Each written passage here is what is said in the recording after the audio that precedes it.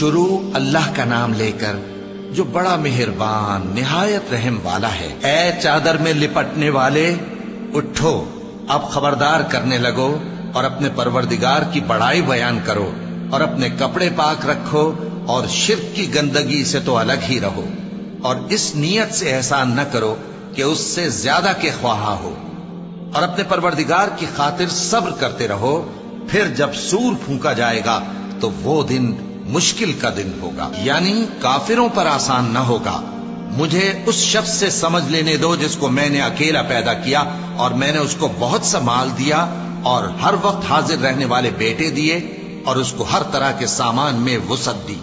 پھر بھی لالچ رکھتا ہے کہ میں اسے اور زیادہ دوں۔ ایسا ہرگز نہیں ہوگا، یہ ہماری آیتوں کا بڑا مخالف رہا ہے۔ میں اسے ایک بڑی چڑھائی چڑھاؤں گا، اس نے غور و فکر کیا اور ایک بات ٹھہرا لی، یہ مارا جائے، اس نے کیسی تجویز کی، پھر یہ مارا جائے، اس نے یہ کیسی تجویز کی، پھر اس نے نگاہ کی، پھر تیوری چڑھائی اور منہ بگاڑا، پھر پیٹ پھیر کر چلا اور تکبر کیا، پھر کہنے لگا یہ تو جادو ہے جو پہلے لوگوں سے برابر ہوتا آیا ہے، پھر بولا یہ اللہ کا کلام نہیں بلکہ بشر کا کلام ہے، میں ان قریب اس کو سقر میں داخل کروں گا، اور تم کیا سمجھے کہ سقر کیا ہے؟ وہ ایسی آگ ہے کہ نہ باقی رکھے گی اور نہ چھوڑے گی، اور بدن کو جھلس کر سیاہ کر دے گی۔ اس پر 19 داروغہ ہیں، اور ہم نے دوزخ کے داروغہ فرشتے ہی بنائے ہیں، اور ان کا شمار کافروں کی آزمائش کے لیے مقرر کیا ہے، اس لیے کہ اہل کتاب یقین کریں اور مومنوں کا ایمان اور زیادہ ہو، اور اہل کتاب اور مومن شک نہ لائیں، اور اس لیے کہ جن لوگوں کے دلوں میں نفاق کا روگ ہے اور جو کافر ہیں کہیں کہ اس مثال کے بیان کرنے سے اللہ کا مقصود کیا ہے۔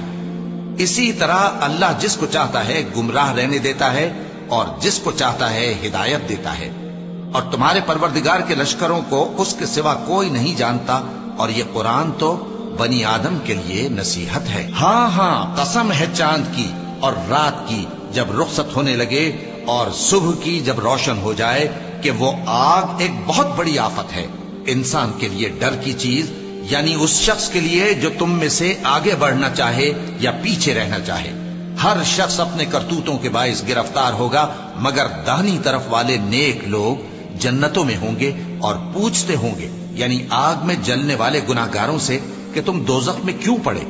وہ جواب دیں گے کہ ہم نمازیوں میں شامل نہ ہوئے، اور نہ ہم فقیروں کو کھانا کھلاتے تھے، اور ہم بحث کرنے والوں کے ساتھ مل کر بحث کرتے تھے،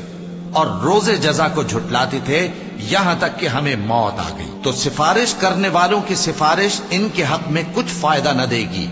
ان کو کیا ہوا ہے کہ نصیحت سے روگرداں ہو رہے ہیں، گویا گدھے ہیں کہ بدک جاتے ہیں جو شیر سے ڈر کر بھاگ جاتے ہیں۔ اصل یہ ہے کہ ان میں سے ہر شخص یہ چاہتا ہے کہ اس کے پاس کھلی ہوئی کتاب آئے،